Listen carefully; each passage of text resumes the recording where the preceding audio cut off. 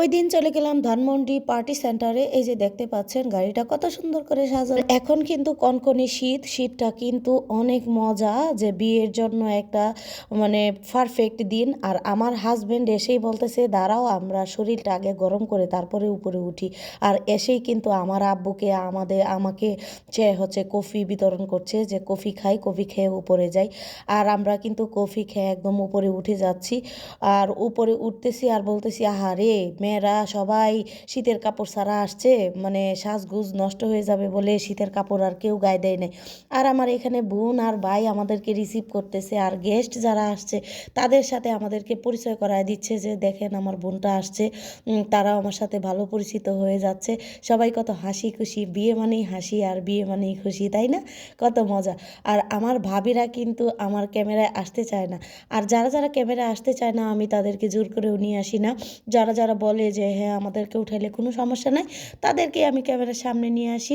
নিজেদের কারো বিয়ে হলে একটা সুবিধা, যে অনেক দিন পরে সবাইকে একসাথে দেখা যায়, যে নিজেদের মানুষগুলা অনেক দূরে দূরে ছড়ায়ে ছিটিয়ে থাকে, তাদের সাথে দেখা হয় না।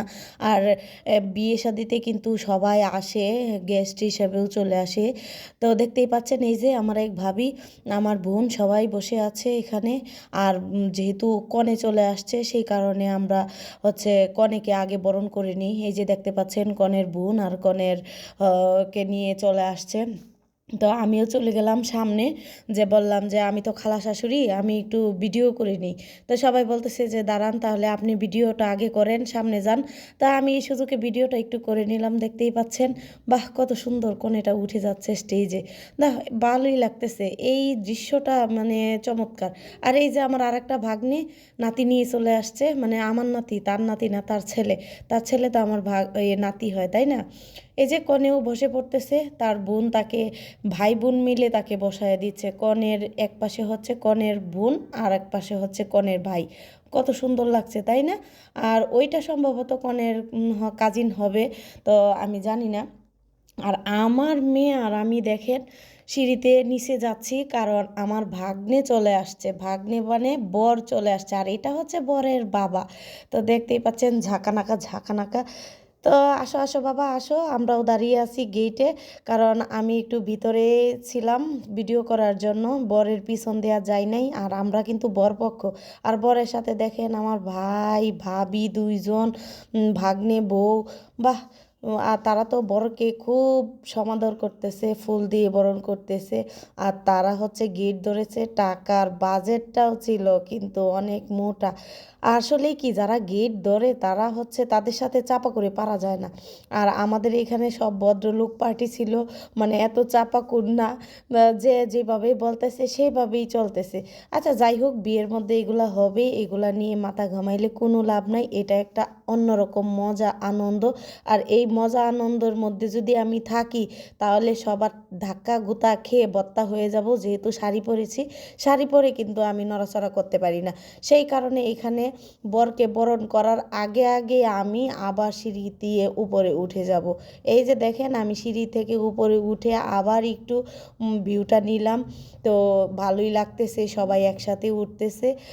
আহারে আমার ভাইগনাটা চলে এসেছে এবার উপরে, তাদের কাজিনদের নিয়ে একটা মানে ফটোশ্যুট করতেছে, সেই কারণে একটু দাঁড়িয়েছে।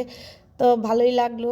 আমার বাইকনাটাকে কীরকম লাগতেছে আপনারা কিন্তু অবশ্যই কমেন্টস করে জানাবেন। এটা আবার ভুলেন না, আমার বাইকনাটা কিন্তু মাশাল্লাহ হ্যান্ডসাম। সুন্দর বাইকনা সুন্দরী বউ আনবে না, এটা তো কথাই হয় না, সুন্দরী বউ তো অবশ্যই লাগবে। তাই তো আমার ভাইগনা বউটাও মাশাল্লাহ সুন্দরী। আর আমার পাশে যে ভাবিটা বসছে সে কিন্তু কম সুন্দরী না, সে হচ্ছে মনে হয় আমার কাছে সবচেয়ে বেশি সুন্দরী। তা আমার কাছে তো সুন্দর লাগলে হবে না, আপনাদের কাছে কার কীরকম লেগেছে অবশ্যই আমাকে একটু কমেন্টস করে জানায়েন। আর এই যে দেখেন বোন আর বাগনির দল, তাদের সবাইরে আমি একটু ক্যামেরা বন্দি করে ফেলেছি আজকে, যেহেতু সুযোগ পেয়েছি। সুযোগ তো মোটামুটি পাই না, আজকের সুযোগে আমি সবাইকেই একটু ক্যামেরা বন্দি করলাম। কিন্তু কারো বারণ ছিল না যে বন্দি করিও না আমাকে, তো সেই কারণে আমি তাদেরকে বন্দি করলাম। এই যে তাদের ফ্যামিলি ফটো হচ্ছে এখানে। আর এগুলা হচ্ছে আমাদের বাড়ির একটা কি বলে এগুলারে, কি পার্টি বলে মনে নাই।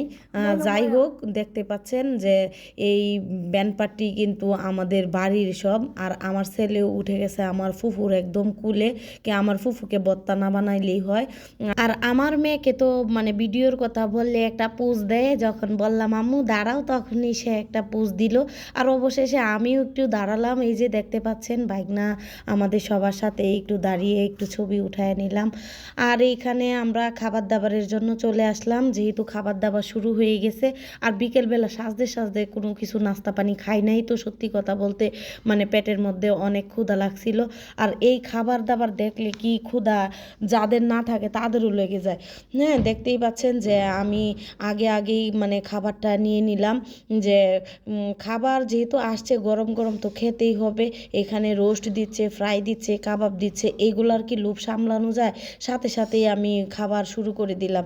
আমার মেয়ে বলতেছে যে আম্মু তাড়াতাড়ি খাও, ঠান্ডা হয়ে যাবে। আমিও ওকেও বললাম যে তুমিও খাও। আর খাবারগুলা কিন্তু টেস্ট ছিল, মাশাল্লাহ অনেক টেস্ট ছিল। আর খাবারগুলা এখন দেখে যে আমার জিভে জল চলে আসতেছে, কারণ হচ্ছে বিয়ে বাড়িতে গেলে কিন্তু খাবারটা টেস্ট লাগে ঠিকই, কিন্তু তেমন তৃপ্তি করে খাওয়া যায় না। যে বাসায় যে বসে একদম মজা করে যেই খাবারটা খাই, সেটা কিন্তু বাইরে গেলে খাওয়া যায় না।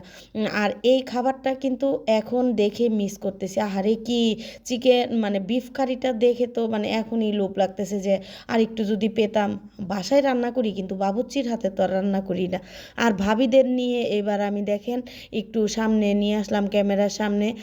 তারা যেহেতু সুন্দর করে সেজে গুজে সব আত্মীয় স্বজনরা আসছে, ক্যামেরা বন্দি করবো না তা কি হয় বলুন তো? এই যে ভাগ্নি, তাকেও একটু ঢুকায় দিলাম আমার ভিডিওর ভিতরে। আর সামনেরটা হচ্ছে আমার নাতি, এই বয়সে আমার নাতি হয়ে গেছে, বুঝতেই পারেন। আর কারা কারা নাতি আছে তাদের অবশ্যই জানাবেন। আর এই মুহূর্তগুলা বাবারে বাবা, এগুলা তো বলাই যায় না। এই যে জীবনের একটা স্পেশাল মুহূর্ত, এই মুহূর্তগুলা আমি ধরে রাখবো না, এটা কি হয় বলুন? আজকের এই ভিডিওটি আপনাদের কার কীরকম লেগেছে অবশ্যই কমেন্টস করে জানাবেন। সবাই ভালো থাকবেন, সুস্থ থাকবেন, আল্লাহ হাফিজ।